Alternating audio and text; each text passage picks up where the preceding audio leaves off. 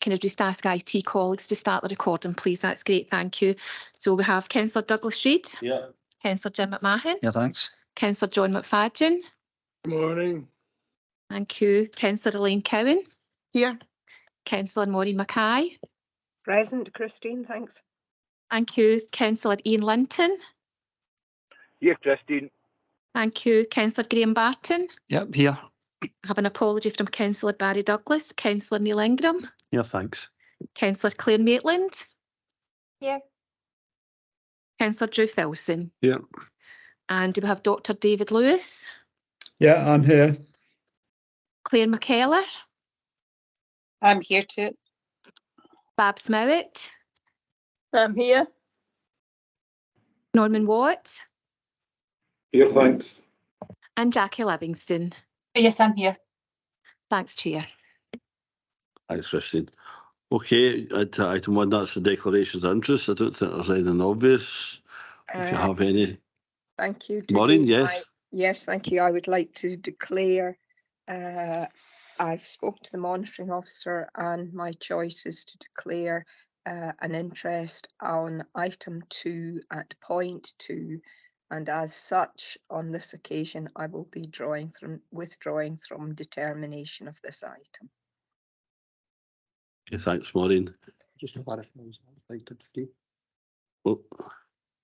So, Eddie's just clarifying, is it item 3? The growth deal. It is, yes, apologies. So growth deal and it's point 2, thank you. But I will withdraw from the whole of determination of the item today, thanks. Thanks, Maureen. Okay, anyone else? No, okay, right, on to item 2E, which is Education Services Standards and Quality Report, and Linda is going to present that this morning. Linda.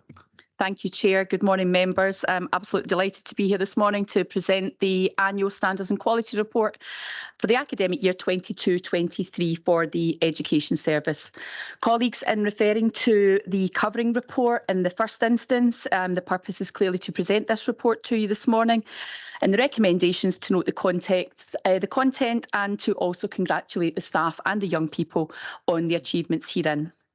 Colleagues, paragraph 3 through 5 contain the background to this report. It is a statutory report. The Education Service must publish this report, and indeed all schools must mandatorily publish their own standards and quality reports also.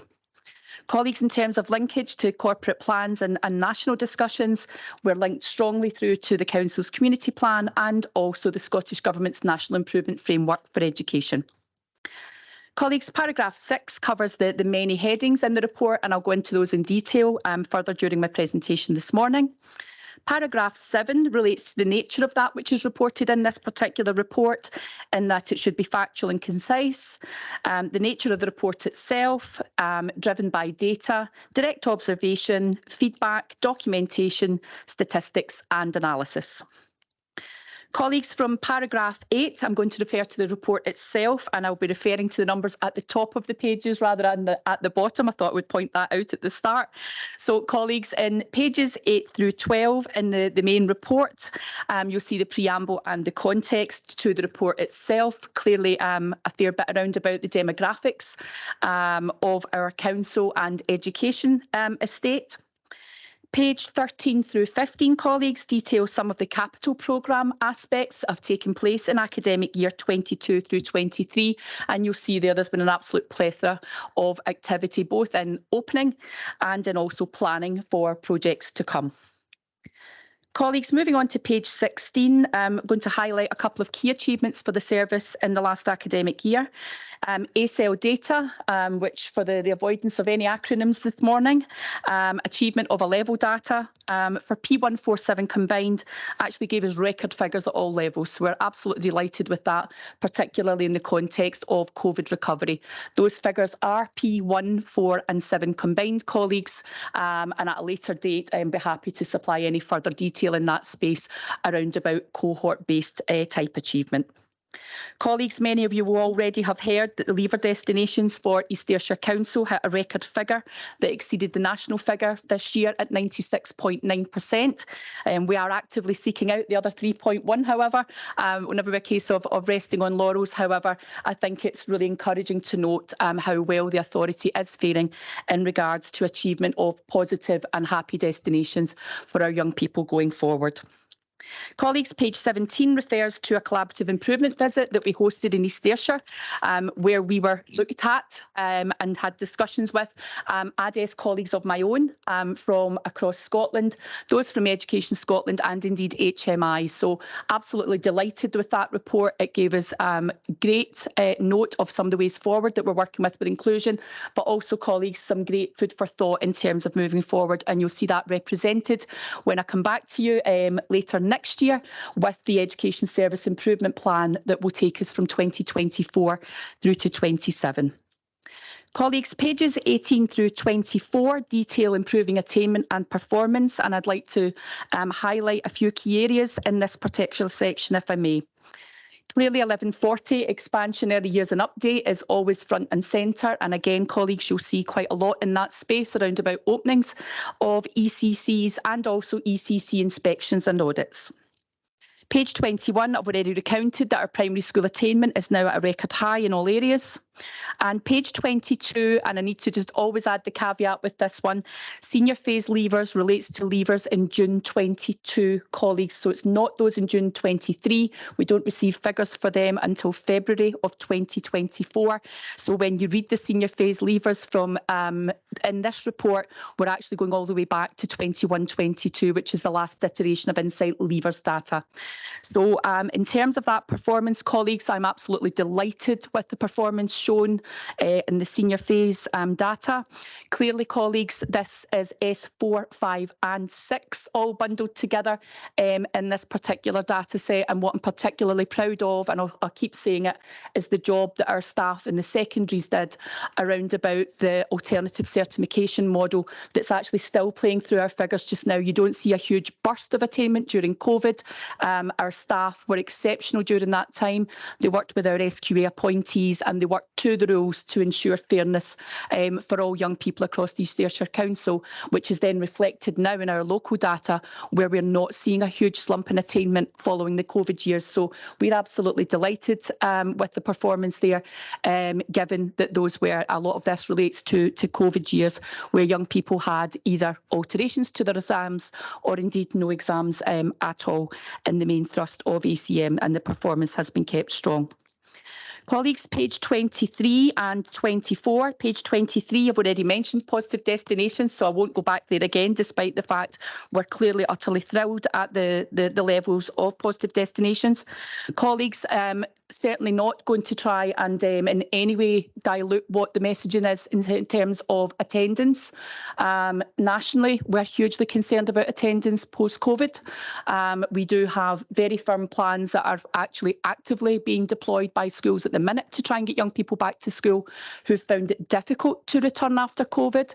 Some of the patterns that we're seeing just now, colleagues, to give this a little bit further context, those young people who missed out via COVID and the school closure period per se, who were not inducted into school, either in primary 1 or in S1. These are some of the areas where we're most concerned, because actually they've missed out on things that would normally have been a rite of passage for these young people and would have settled more into those routines. So we continue to work with the school counselling services. We actually do have those available now for under 10 young people, although those are not known as counselling firmly. It's very much looking at mental health and anxiety around school attendance, but ultimately we are absolutely clear we have a journey ahead with attendance to try and bring this into some sort of line. It is the subject of much national research at the moment.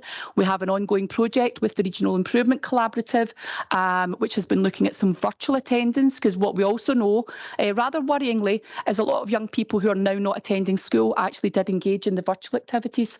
So there's a lot of messaging in there alongside, clearly, colleagues, the ongoing messaging sat in education reform. So I absolutely would be with you in sharing concerns about attendance, but I would also wish to reassure members and colleagues present that we're doing all we can at this point, but indeed we'll be working with the other 3 educational authorities now, Regional Improvement Collaborative, and indeed on a local basis alongside our home link workers and all of the other council assets that we have to encourage young people into school. We're very clear in East Ayrshire, if we get the young people into the schools, we can help them with anything. So ultimately the main driver is to have them with us, be that SL33, SL66, etc. We want sight of these young people in whatever form that might take, members. Colleagues, page 24, and again, I don't think there'll be any surprise with some of these figures. You will know that we put a lot of effort into exclusion reduction. Again, pre-COVID, COVID came along. You'll see the figures that are the COVID years in there, and clearly, colleagues, you are seeing a somewhat of a rise in exclusion following COVID. So again, colleagues, I share your concerns in that space. However, there are occasions whereby that is the methodology that schools have to take in terms of protecting the learning and well-being of others. So again, we are seeing those rises coming back as we're seeing societally, colleagues. So I'm certainly not shirking away from my duties to include young people, but at the same time, the figures are clear for all to see in terms of rises in exclusion in some sectors, predominantly secondary, colleagues, as is evident from your tables on page 24. Colleagues, moving through to section 2 of the report, closing the attainment gap, pages 25 through 28. You'll see significant commentary on pupil equity funding and strategic equity funding. For strategic equity funding in old money, that would be Scottish Attainment Challenge monies, which have now ceased. Clearly some great work still ongoing in terms of literacy and numeracy, and indeed our really proud tradition as a council of being able to sustain our outdoor education service, which we really believe in terms of an alternative for our young people who might struggle to be indoors and access the curriculum in a different way. Colleagues, moving to section 3 on health and wellbeing, an extensive section here from pages 29 through 39. And again, just to highlight some of the sections in this without going through the report verbatim, I'd wish to highlight the work of the teams around inclusion and our inclusion hubs, the fantastic team we have in psychological services and the East Ayrshire support team, but also the tripartite approach that we have to our deaf education service alongside colleagues in North and South Ayrshire. The main highlight of this section that I would like to draw out, however, is contained in pages 36 through 38, and that's the ongoing success of the schools counselling service. We couldn't be more pleased with the reach of this particular service, and indeed now making a different type of offer available to under 10s feels absolutely right in terms of equity of access. So you'll see there, colleagues, 1,154 pupils supported in that particular space, and 5,500 and more sessions delivered direct counselling with young people. So I think what's clear here, colleagues, is the need for that particular work and the need for that to be sustainable. And indeed, I was with colleagues in other services just yesterday having that conversation as we begin to consider the renewal of the contract for this particular service, which we are, as I say, utterly thrilled with. Colleagues, section 4, positive destinations and developing the young workforce, takes us through pages 40 through 42. You'll see highlighted the continued opening of the DYW Skills Academies, the success of Project Search, again, so the young people undertaking extensive work experience with our NHS colleagues in the local hospitals, and then indeed becoming employed. If any of you have been to SL33, you will have met the lovely Lauren, who is in that picture, who is now our modern apprentice receptionist. She welcomed the Chief Education Officer on Monday when we had a visit. So really intensely proud of the work and work experience, but also of Project Search specifically. I'd also like to thank my colleague Blair Miller, who seems to have crept into SL33 as his new home in the picture there. So really great. And I think it actually is really encouraging, because what we see are so many services in the council considering their home as well. And I would say that publicly in the chamber, that do feel free to pop into SL33. It's not a school, it's not an education establishment, it's somewhere that we think excels in meeting the needs of families and young people. And indeed, I had the absolute joy of meeting a Syrian parent in there on Monday, Lindy, who was in having her English as an additional language lesson. So it's a resource for all, and it's something as a council I think we should be intensely proud of, particularly as we move towards the opening of SL66 in Netherthurd straight after the October break. Colleagues, you'll be glad to know it's the last two sections of the report, but I'm moving through to page 43 now. Families and communities. And again, colleagues have already recounted the difficulties that we are having with attendance. And in here we detail some of the great work undertaken by our Home Link workers in conjunction with both PEF monies and indeed my colleagues in Vibrant Communities. The work with care experienced young people that is undertaken on a daily and weekly basis by our young persons mentors and indeed care experienced work coaches. The Get Into Summer programme, and clearly colleagues on a school by school basis, and that's not for me to report in this particular report, a huge amount of community engagement on a place-based and local basis. Colleagues, moving into the last section on the report, which is digital transformation and sustainability. You'll find that on page 46 through 49. Clearly, digital transformation is emerging as an absolute prerequisite in terms of educational reform. Page 47, you will see highlighted the success of South West Connects, which is our regional improvement collaborative advanced higher learning platform. East Ayrshire had the highest pass rate of all the authorities in advanced higher using the platform last year, which is the e-learning platform. 85% of young people who undertook an advanced higher on the platform got that at A through C. So absolutely outstanding results from South West Connects. Colleagues, I think many of us in the room will already know about the work in sustainability that we undertake with colleagues across all other services, and I'd like to thank them as part of this report today, some of whom are sat beside me, in terms of the amount of work that goes into the Clean Green Awards, our mission to the moon, which is now, I believe, Journey to Jupiter, about to be emerging, and that's to encourage young people to scoot or foot it or pedal it to school in terms of collecting steps which are pulled to get them to another planet, I believe. So, colleagues, in returning to the covering report itself, paragraph 10 in terms of strategic and policy implications, the only one of those I'd like to mention today that I've already mentioned in the preamble to the report is that pertaining to the strong links that we would always consider to have to the community plan, and also, colleagues, the children and young people's service plan.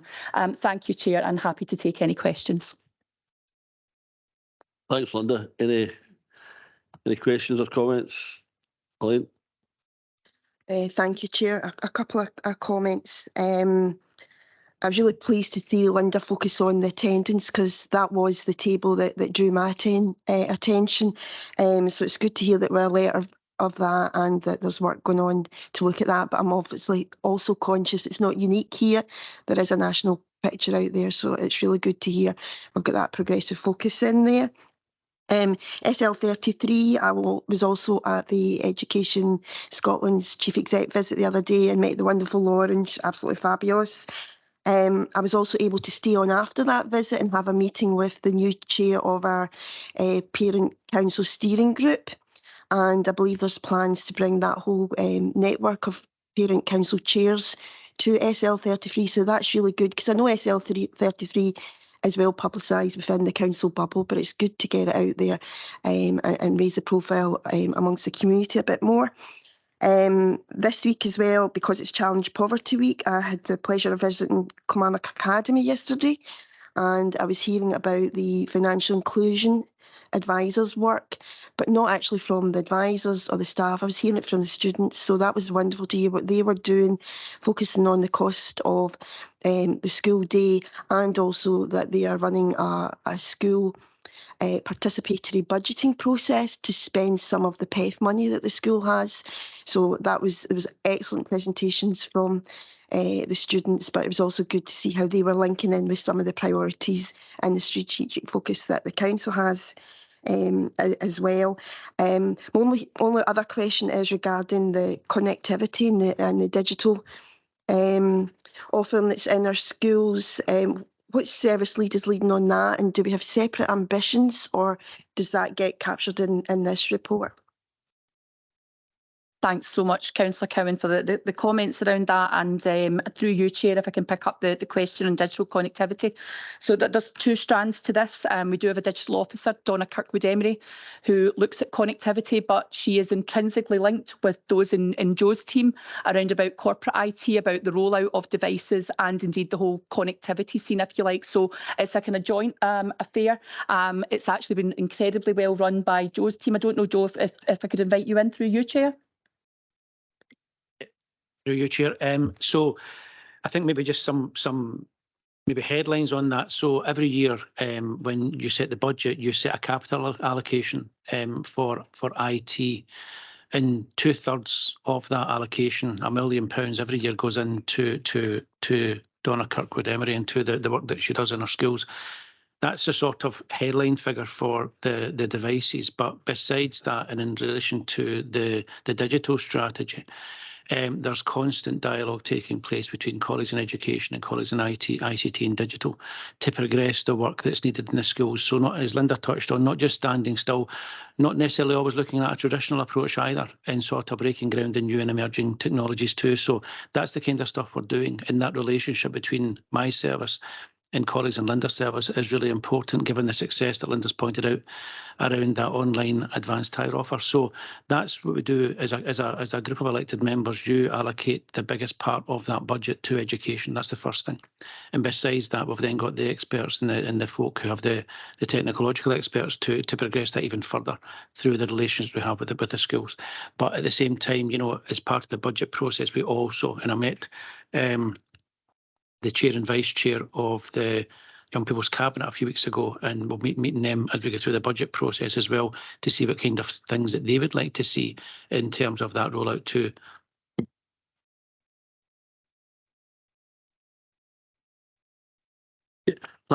Thanks. Just good to hear the words in SL33, because I say when we were up at Cosler and were involved in some discussions with our councillors and members of chiefs of staff that were really interested in what was going on in East Ayrshire. Enable Scotland were really held us up as an exemplar authority for the work that was going on there. So I think we'll be getting a few visits there from other authorities. We can look forward to that. Just a wee question I had in terms of the counselling service, and it's good to see the work the counselling service are doing.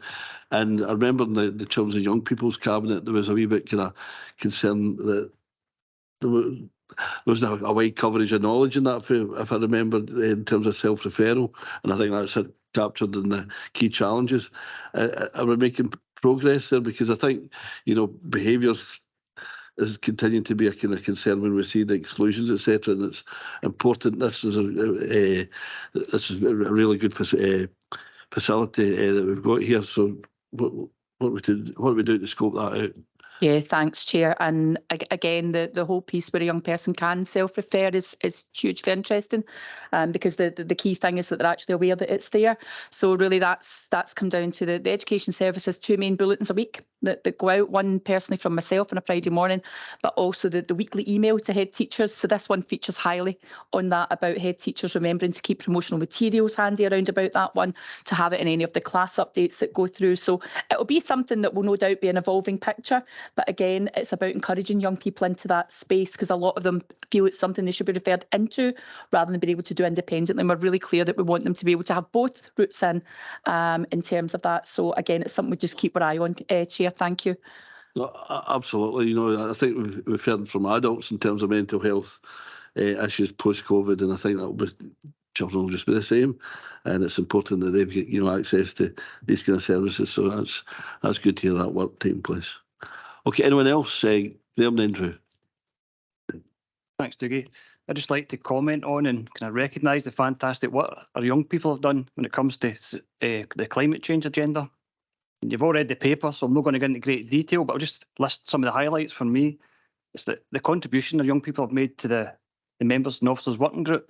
It's been vital, great work by them, and they're kind of leading the charge in this agenda. And Stuart Academy, they hosted a very successful 3rd Youth Climate Change Conference. We've had 680 climate change action points raised from over 35 education establishments through their action plans. A second Climate Change Education Awards, celebrating the efforts of 28 schools and recognising special contributions from staff. I think Mr Swan was one of them, well deserved. Yep. You've mentioned the journey to Jupiter, but we've had the mission to the moon, the active travel initiative. The young people smashed their S-miles target and a successful launch to the moon. And finally, it was great to see our East Ayrshire climate change team recognised for their fantastic work by receiving a public sector Transformation Bronze Award for working together. And I've seen some of the work that's happened since 22-23, and I cannot wait for next year, especially Journey to Jupiter, Windy, her new mascot. So I look forward to that. Thank you. Looking forward to seeing more of Windy. Drew. Thanks, Chair. Just to follow on from the colleagues there, just congratulate you, Linda, yourself and your staff and all the peoples for meeting all the targets here in this paper, which is really good. Just a couple of wee ones from me. I want to a couple for you and a couple for Andrew, really. Page 37, I see the anxiety targets there in both primaries and secondaries. Are you any kind of feedback what's actually causing that anxiety? Because they're quite big targets there, aren't they? Thank you, Councillor Filson. The burning question, to be quite honest, because you can see that that's the biggest cause for referral in both sectors. So it's clearly taken many forms. It's really manifold in terms of the types of anxiety. Social media is a big trigger, Councillor Filson. You know, I think it makes some young people feel they've got nowhere to go when it's not used properly. And indeed, that kind of constant, always on type approach. There can clearly be stuff around about, you know, friends and relationships, again, dependent on sector and age and stage. But really what we're seeing there, Councillor Filson, and actually could bring further statistics on it, because actually a lot of the other issues that sit alongside these in the actual feedback are actually feeding into the anxiety themselves. So when you look at things like family difficulties, they're also represented in the anxiety target. So it actually feels a wee bit like the sum of its parts as well. So really the actual breakdown there is particularly good, but I think there's almost, I don't mean double count, it's certainly not about double counting something, but I think a lot of the reasons that are extricated on both of those charts are actually feeding into all of this. But social media is a big one. For young people, and the whole, you know, trigger around about likes and self-image, and clearly, you know, issues around about family and friendships and wanting to be popular, and then also, you know, clearly stuff around about, you know, gender identity. All of these types of things can all be feeding in. So I think it's a great question, Councillor Filson. I wish I had a much better answer for you this morning. No, that's but fine. and then coming into secondary, you can be looking at exam stress. You know, you can be looking at something as, I don't mean as simple as that, but you know, clearly that's aligned to their performance and, you know, national qualifications, etc. But it's really clear that that's what's preying on the young people right now. That's great, Linda. I was just wondering about the feedback you were getting, basically. That's fine, thanks. And there's another wee quickie for me, 30 at the bottom of the page here. I've maybe missed it. Just a matter of interest. How many Ukrainian pupils have we got in East Ayrshire Council? Can you tell me that? Listen, if you don't know, I'll get it. I would probably need to give you that. Yeah.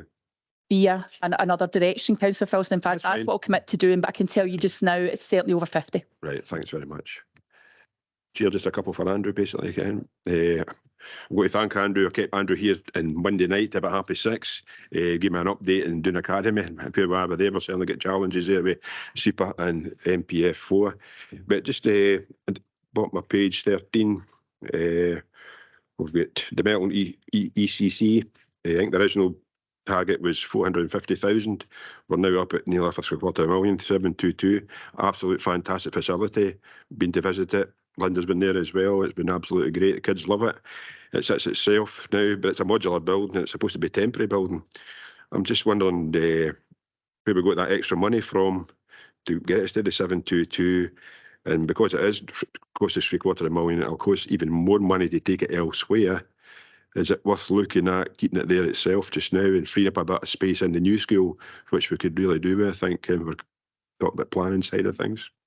And just other be one, the Partner Primary School roof, the 500,000 to replace that. I believe we put that money up front to get that sorted. I'm just wondering if we're still actively recovering the monies from the contractor for that. Thank you. Thanks, Drew. Andrew? Probably a good news and a bad news with these ones. So in terms of the Wellington early years, we have had discussions with Linda and the service and looking at those opportunities, considering what might be coming in future, particularly around further expansion of early years. And we have looked to take the decision that we would look to retain it on site. Basically, that was what we were looking to do. And obviously, when we put the planning application in, that's one of the key things that would still be as part of the overall proposals. Just to kind of do that, as you say, once you start moving these units, it's maybe not ideal, but I think certainly in the discussions of future requirements there, I think would result in us keeping that. Parents and pupils, they just love the wee place, Ken. It's itself. It's doing well. I wouldn't move it. That's great. Yeah. So in terms of the other one, as you'll know, obviously the roof work has been concluded, and obviously colleague Mark was going down today just to kind of a look at the service and stuff that's been provided there. In terms of the sort of legal issues, obviously we have taken legal advice. We've had quite a extensive review of the background and history of this, and effectively I think what we're looking at here is that the legal advice, and maybe David will be able to come in as well, as just to provide that through ourselves in terms of the service and with consultation with legal, is the view that it's actually not likely that we'll get any result on it in terms of the challenges in terms of that claim, just because of the complexity of construction, design, and obviously the operation of it. So I think that's going to would be a real challenge. And the legal advice was that it's unlikely that we would be successful. That's fine, Andrew. Thanks very much for that. Thanks, Linda. Thanks, Sue. David, did you want to come in? Or? No, Chair, I'm not in a position really to comment. One, it's a public hearing, and two, I'm not directly involved in that one. So I can pick it up out with the meeting if any members want any more information or discussion. But if we're talking about potential legal claims, it wouldn't be one to rehearse in public. But as I said as well, I've not been directly involved, so I've really not got much I can add from a personal perspective. But if there are any issues, as I said, I'm happy to pick them up out with. Thanks, David. Got another hand up there. Maureen. Thank you very much. A couple of comments, Linda, and thank you for this report, and Jackie also bringing this report forward. Couple of things to again pick up on the anxiety levels, and to share with you that this isn't something at all that's unique to East Ayrshire. It certainly was part of some discussions that we had at council leader, which I'm sure you'll remember, in terms of this is a feature of life in schools across Scotland at the moment, a concerning feature. Linda, I know that we are reporting in this report the anxiety levels in terms of reasons for request for counselling, but do you have a wider sense at all of what the anxiety level is across our young people within schools? That's number one. And number two, also to note that when we're bringing forward this report, and this certainly came through when I was at the Parent Council meeting at Kilmarnock Academy earlier this week, and it was that what we are choosing to report on, and it is a positive, is what the ultimate positive destinations are. So not quite concerned as to how young people get there in the end, but on the positive destinations, and that actually is a different direction of travel in terms of reporting that we're doing. Thanks very much. Thanks, Maureen. Linda? Thanks, through you, Chair, and thank you, Councillor Mackay. So, yeah, the reporting systems in regards to the anxiety are very much what's coming through the counselling service, Councillor Mackay. I actually think there's a bigger piece of work could be done in terms of direct contact with class teachers, and that's actually intended to be done as part of the Education Service Plan consultation, because I think the figures on there, whilst they're giving us a really good idea of what the main issues are out there, and you're absolutely 100% correct, Councillor Mackay, in that it's not solely an East Ayrshire phenomena, and it's something that's just prevalent. You know, these kind of almost predicated levels of anxiety from which young people and indeed adults are currently suffering.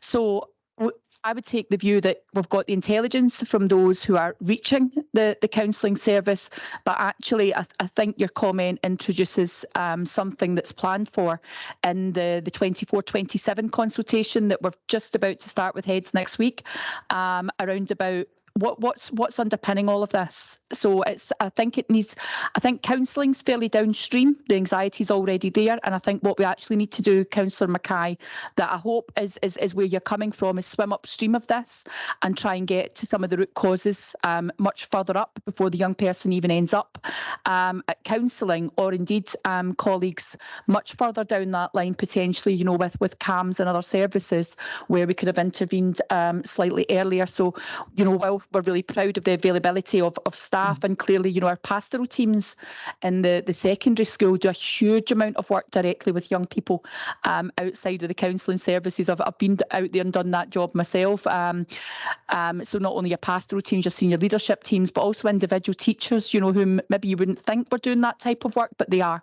So I think, Councillor Mackay, upon us all to really think about that in terms of how I will come back and present that to you in terms of the education service plan about getting to some of these root causes. So I hope that tackles the first of those questions. Can I do anything else on that one, Councillor Mackay, through you, Chair? Again, Linda, I'm very happy to hear that, and it's reflecting very much discussions that we were having around COSLA. I also think that it is the responsibility of all of us to think in terms of what are the additional burdens, and are there any mitigations that we can put in place in relation to our staff and our young people across schools. And I think, you know, that's something that I think is definitely there for discussion. And I know, again, with reference to some of your earlier comments, some of the points and some of the concerns in relation to social media, I think we're probably at a time where we should be considering what is our policy, what is our approach in relation to the use of mobile devices in relation to schools, including personal telephones. So I'm just sort of, you know, flagging that up at the moment, because I am sure that that will be part of a wider discussion and debate. No, thanks. And through you, Chair, I absolutely appreciate that, Councillor Mackay. And I think with the advent of AI and further digital transformation within education, there's going to have to be a huge national discussion as well on that very front about how we deal with the ongoing development of technology, but at the same time we keep our young people safe, which has got to be front and centre of everything that we do first and foremost. Picking up the second of the questions, if I may, Councillor Mackay, that was relating to positive destinations. And I think, again, if I'm going to try and get the flavour of your commentary on that one correct, the positive destinations are really simply classified in terms of young people not ending up with poor health, or indeed the only other real negative destination, believe it or not, for the terminology of the Scottish Government is pregnancy or incarceration. However, what I think you highlighted, Councillor Mackay, was the journey to the positive destination, and indeed the sustainability of the positive destination. So at the moment for us in East Ayrshire, I will be very, very honest, the main destination was previously FE. So into the college sector and university sector, we're seeing a massive increase, which we're delighted with, in employment. And actually, again, upon us all in terms of ensuring the Ayrshire Growth Deal becomes relevant to the education of young people. So at this point in time, and for the past year, we've been having discussions directly with heads about the offer of qualifications that will be aligned to the deal itself in terms of the emergent themes, be that renewable energy and core. I think my timing of that's quite good this morning, but the AMIC clearly as it runs through Kilmarnock, and clearly a lot of the sustainable and hospitality-based AGD formations that are coming through. So the times have changed, Councillor Mackay. I think that's probably where you were going around about, it was university or bust in terms of how we looked at things. We've never taken that angle in East Ayrshire. It's a very small proportion of our young people that actually go through to university. To give you a quantum on that, approximately 19% go straight to uni. Clearly that also brings with it great financial anxiety.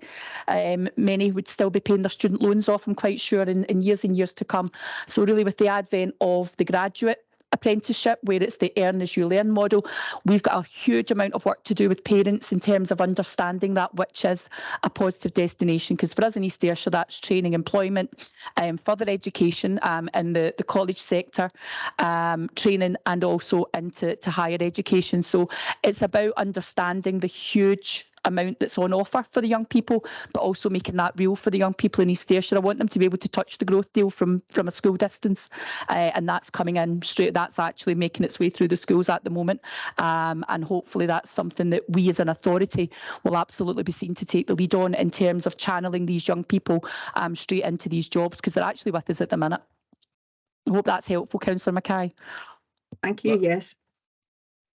Thanks, Linda. I think the kind of learn as you earn models only that some people have to further education, and some we've got to really support. Elaine. Thank you, Chair. Just a quick follow-on comment from what was mentioned there. When I was at Kilmarnock Academy yesterday, perhaps one of the unintended benefits of having the financial inclusion officers in the schools, one of the senior students told me that she'd had a meeting with the financial advisor and had been given some fantastic advice about moving on to college and university. So that might have been some detailed knowledge that she would not have had. And she actually said that that helped her make her aware and helped her with her preparations. So in itself, helping reduce her anxiety levels about moving away from home and going into tertiary education. So I just wanted to capture that while we were on the subject there. No, that's really important. I think we need to, looking at how we kind of mainstream, if you like, that kind of activity, because it is helping people, young people along in their journey to education and employment. Anyone else? Jim? Thanks, Chair. Thanks very much, Linda, for that report. And I'd love to finish in a really good news story. I attended Robert Burns Academy Senior Awards recently, and it was great to see the achievement of our pupils at all levels of the way through achievement. There was one particular person spoke on her journey to her achievement in her life's ambition through the immigration process, coming from Sri Lanka, arriving in England, then ultimately in Scotland, and ultimately ending up at Robert Burns Academy. And only with the support, the teaching staff, when the student was in tears thinking she wasn't going to achieve that, and that support nudging her on, she finally achieved it. Her ambition was to end up, I think it was Oxford, either Oxford or Cambridge, to study medicine. She's achieved that with the support of the teaching staff, and I thought it was absolutely incredible. That was only one example of what can be achieved in support with the staff. So my regards, and please pass that on, Linda, my extreme gratitude to the staff here. Thanks, Jim. Okay, anyone else? Okay, can we go to recommendations and agree recommendations? Okay, thanks for that. And that concludes the E items for today. Just to give the education spokesperson just a couple of minutes to withdraw.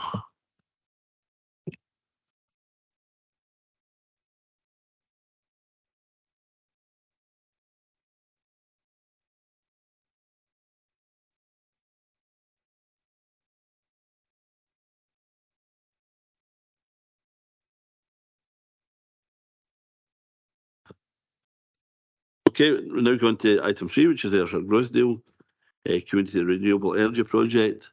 David McDowell. David. Chair, thanks for that. The purpose of the report is to update members on the core project and to seek support for our next steps. The core project aims to showcase how a green recovery can transform our rural towns and villages and make our communities better connected, healthier, and improve the standard of living through a just transition, whilst increasing the skills base and supporting the creation of a long-term sustainable jobs within the local area.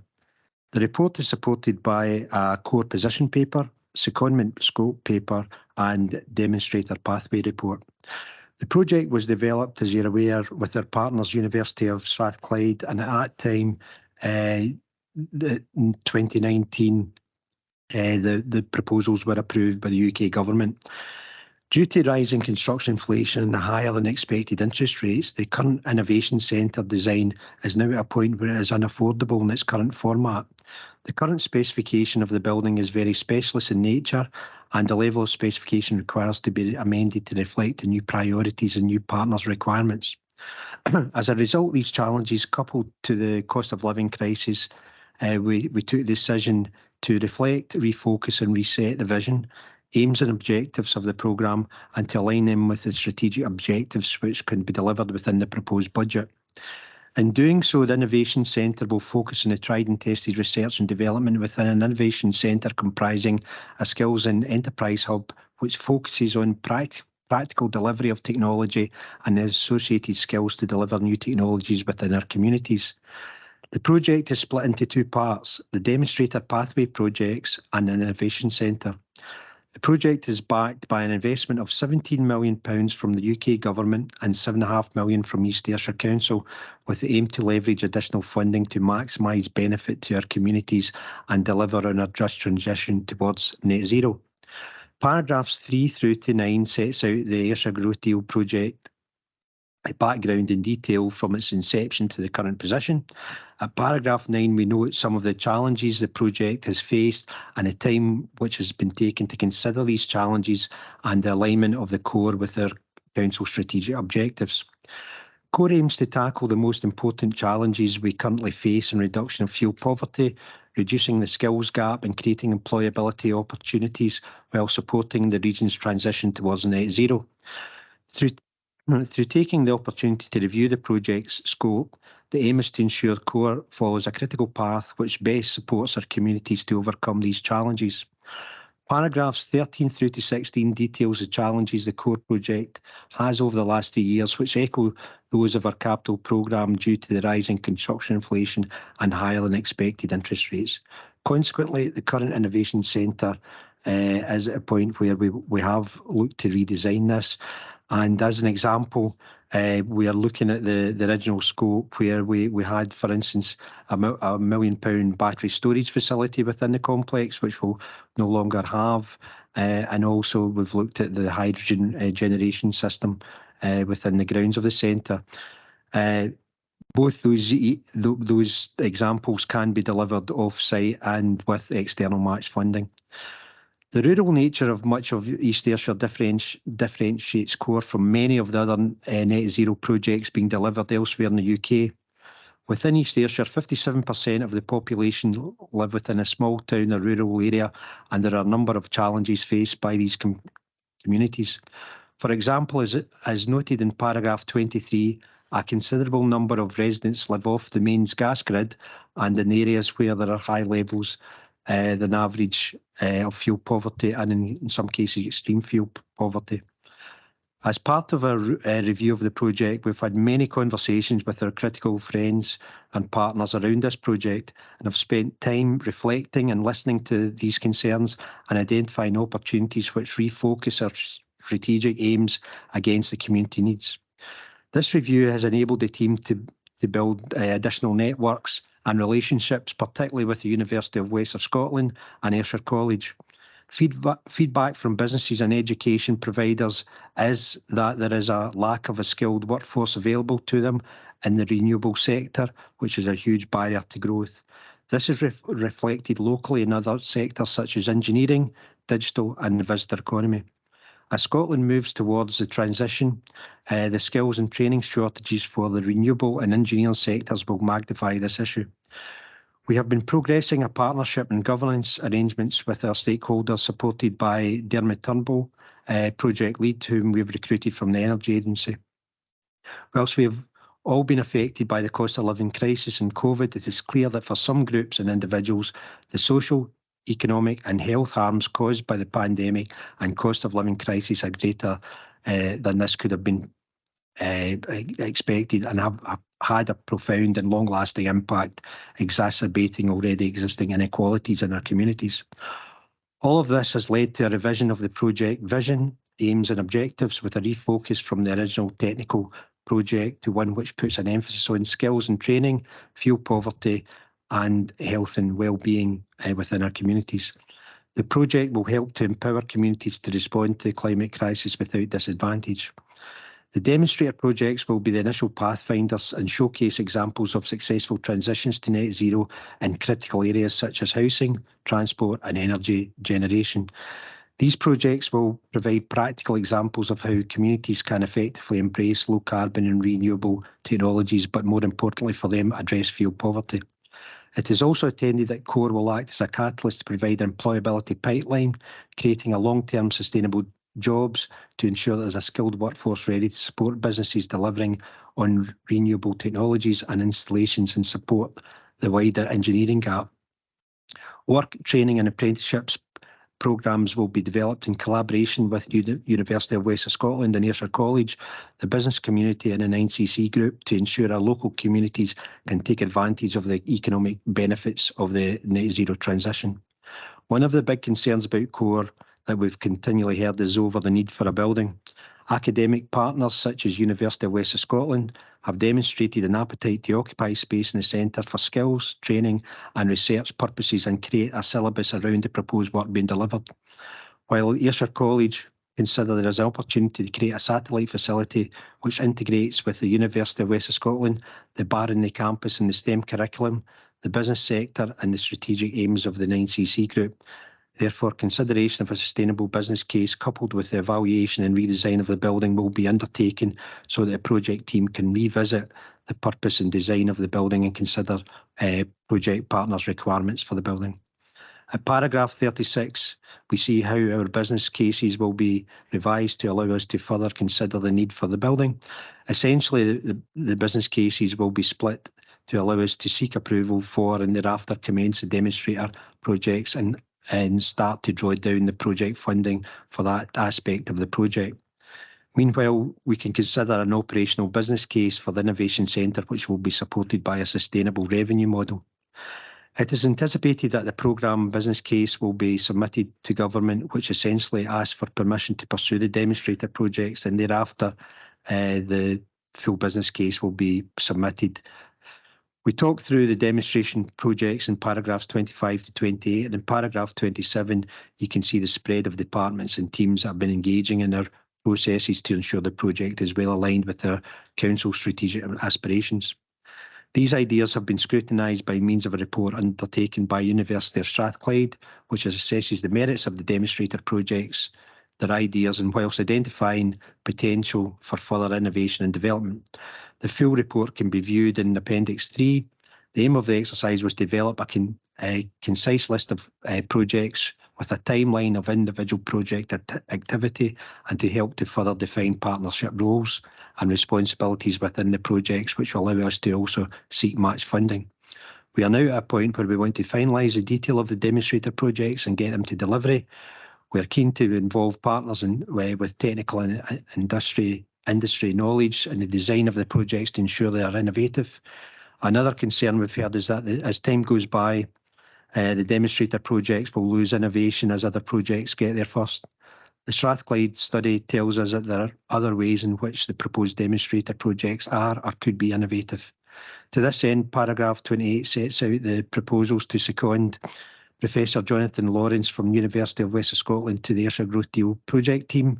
This will bolster the core team through bringing in specialist technical knowledge, expertise in academic research and in key areas, and provide support in developing the project in line with the key deliverables. There are financial implications for this, of which can be met from the core budget.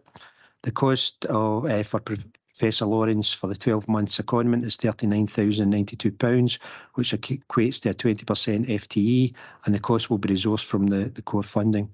In turn, from the university, a seniors lecture secondment will be match funded by £32,434 from, and paragraph 35 sets out our next steps in terms of the demonstrator projects that this secondment will assist with. Paragraphs 30 to 33 discuss the governance arrangements and the formation of a partnership board, which will include Scottish Enterprise, University of West Scotland, Ayrshire College, SPEN, 9cc Group and Education, East Ayrshire Council Education Department, as well as colleagues in facilities and FM. The majority of members have now signed and returned the minute of agreement. We're also working with other agencies, including Scottish Gas Networks, who are currently developing the green hydrogen projects across Scotland and how their work can integrate with CORE, and they're currently developing a report for South West Scotland. The steering group membership for each theme will also include the key local and national businesses and provide public sector agencies as set out in paragraph 32 who are leading in the transition towards net zero. The core governance model aligns with Cabinet, the Ayrshire Regional Economic Partnership and Ayrshire Regional Joint Committee decision-making processes, and in paragraphs 33 and 35 substantially sets out the key tasks for progressing with the demonstrator projects, detailed fully on page 16 within Appendix 1. In summary, while the core project has changed radically since the original concept, the project will stimulate economic growth and build community wealth building in Cumnock and the surrounding areas. The project will develop vocational and skills training and academic opportunities to upskill the local community, whilst providing sustainable and highly skilled jobs to ensure the community can maximise the economic benefit for the net zero transition. The project will help to deliver green energy infrastructure to reduce the reliance on national grid and tackle fuel poverty in the region. And the implications are set out in paragraphs 37 to 46. And I would highlight that the funding for this secondment will be from the core budget. Excuse me. The revised building design will utilise this work in the value engineering process, with the secondment from Professor Lawrence serving to provide a value mechanism to help in the review of the project. The implementation of the project will also align with the community wealth building principles and net zero ambitions, which will form part of the Ayrshire Energy Master Plan, and which will complement East Ayrshire Council's statutory local heat and energy efficiency strategy. And Chair, the recommendations are set out in paragraph 2, and I'm joined today with Fiona Patterson, Ayrshire Retail Project Manager, and Dermot Turnbull, Core Project Lead, and we'll all be happy to answer any questions. Thanks, Chair. Thanks, David. Good to see some of the progress being made there. I'll just go straight away to members. Drew. Thanks, Chair. I'm happy to support this paper. It's a really exciting project, and you just see in the paper there just all the expertise that's coming around the table here. We're going to create something really, really good. I'm looking forward to the demonstrator projects as well, but really, especially seeing the 9cc Group coming to the table there as well, and the link to the communities. So I really look forward to seeing the progress of the core and to see how it does create that economic growth and build community wealth in the communities. Okay. Thank you. Thanks, Graham. Thanks, Dougie. I mean, look, Drew, I'm supportive of the paper as well, and the revised vision of the project. But my question is more about the split in the funding. We've got kind of 16 million for a Centre of Excellence or Skills and Training Centre, and 8.5 allocated towards demonstrator projects. For me, I mean, I'd like to see a greater share of the project's money going towards these demonstrator projects, working with our partners and local businesses to deliver these technologies, create sustainable jobs, and hopefully even get a rate of return on some of these investments. I think the Skills and Training Centre can be decided at a later date, in my opinion, and fit for purpose. So it's just a question on that split of funding, David. Yeah. David, through you, Chair. Yeah, I mean, we've obviously, and when we originally looked at the budgets, the budget was 16 million was to design that building. The match funding element for the other £8.5 million is such that we are working with with Professor Lawrence, and we're getting a lot of in-kind work just now. Just to give you an idea, through the universities we can access a lot of other external funding, which we couldn't do as a council directly. There are opportunities indeed. We just sat with the UK government on Monday at the Regional Economic Strategy launch, and we'd heard about the £20 million investment, and we'd asked them, let us know when there's additional funding coming to that we can look to target. And lo and behold, on Monday afternoon we had a Innovation UK email in there to say that there is additional funding there to bid for. Whether we'll be doing that initially at this stage with the project, we'll start to take that forward with the programme board. But I think the £8.5 million is the beginning of it, and the match funding is obviously something that we have to take forward. We do see that the skills and the Centre of Excellence will deliver quite significant opportunities for taking people within the local area. You mentioned in the report about the rural nature. We used to have a college within Cumnock, and that was taken away.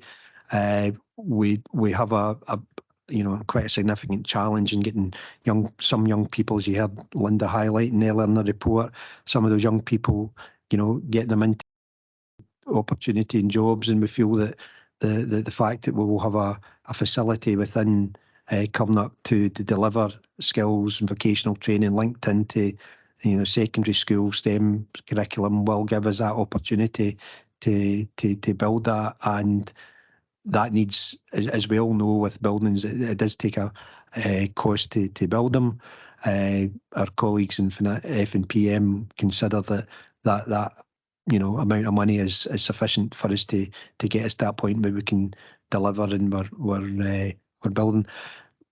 The cost will go up or down depending on what the needs of the programme or the partnership board when we identify that. But that whole process will be about identifying the needs of what's actually needed for the building, and that may indeed bring it down. But given it where we are with construction inflation, I'm not giving them any guarantees in that.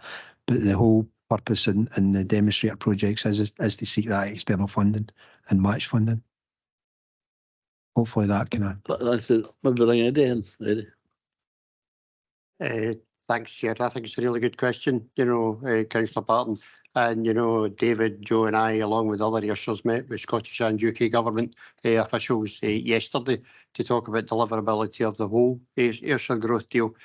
Part of that in relation to core was, instead of having one outline business case that there is, and then one final business case, was actually to break the final business case down into 3 separate sections.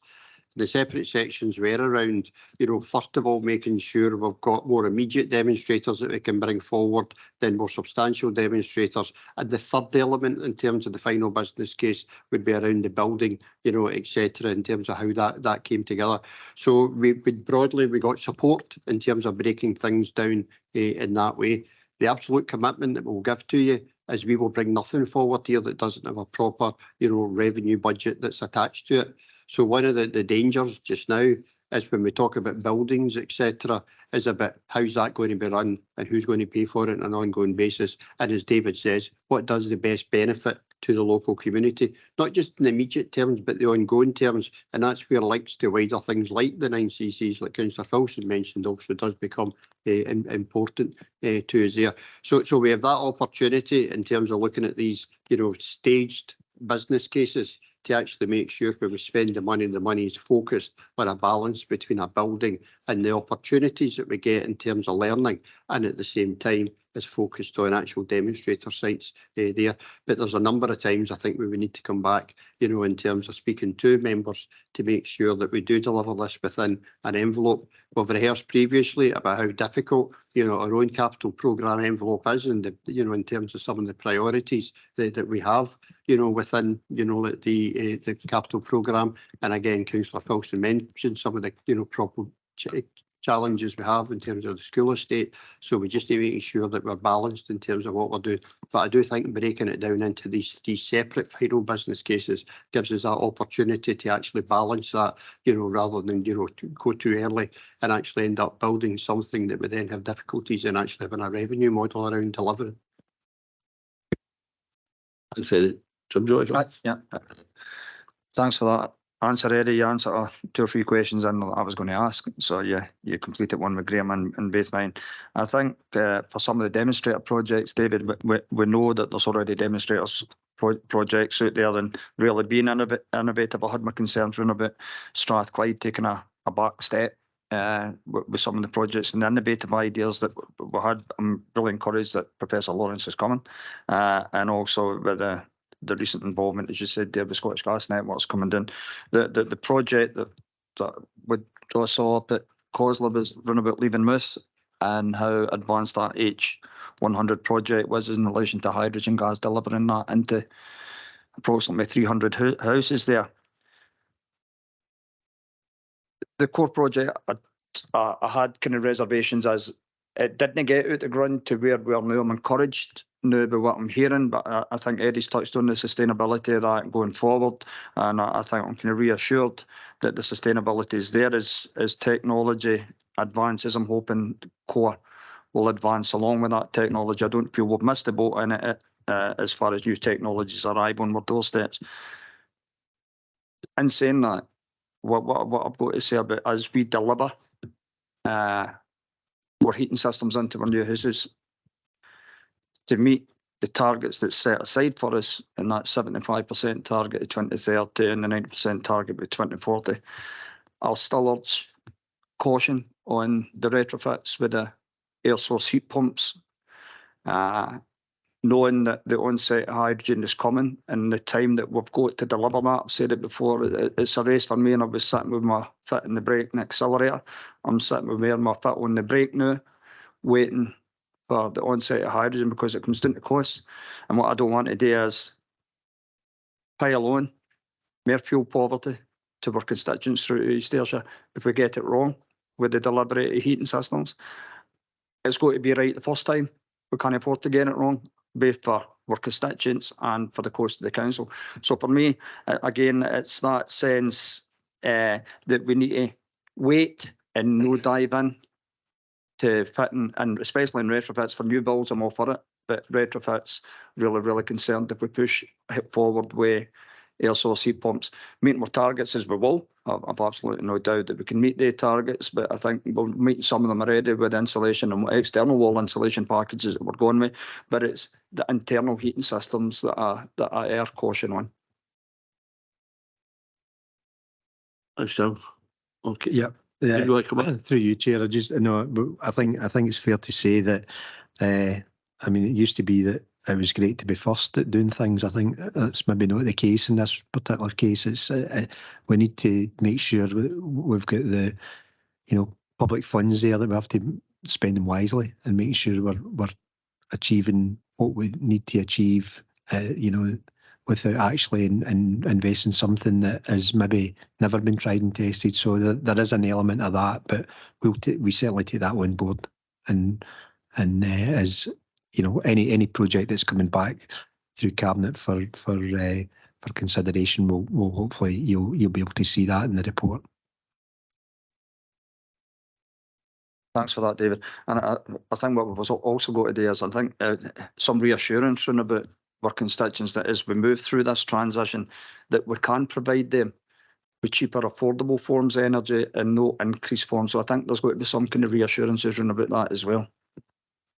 Yeah, I mean, I think that I've mentioned in the report, eradication of fuel poverty is obviously high. So the last thing we want to do is, take a new technology on board that's much more expensive. So we want to, it's looking about working with our partners and looking at the various different options there, and obviously it then comes into, when you're looking at buildings, it's making sure that the right hybrid models adopted for each building, because they're not all the same.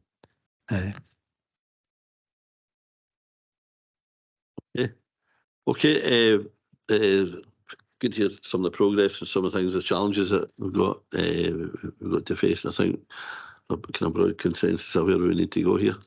Can we go to recommendations in paragraph 2? Can we agree on? Okay.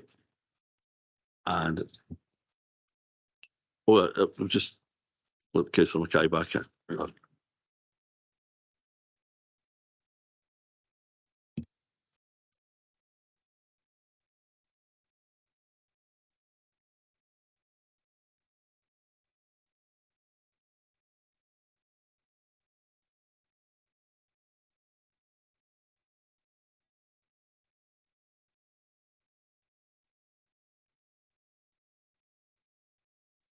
Okay, I now go to item 4, move exclusion of press and public. Read. So then go to item 5. Oh, we'll just hold on just to make sure Councillor Mackay's back in before we go to item 5. Can I ask IT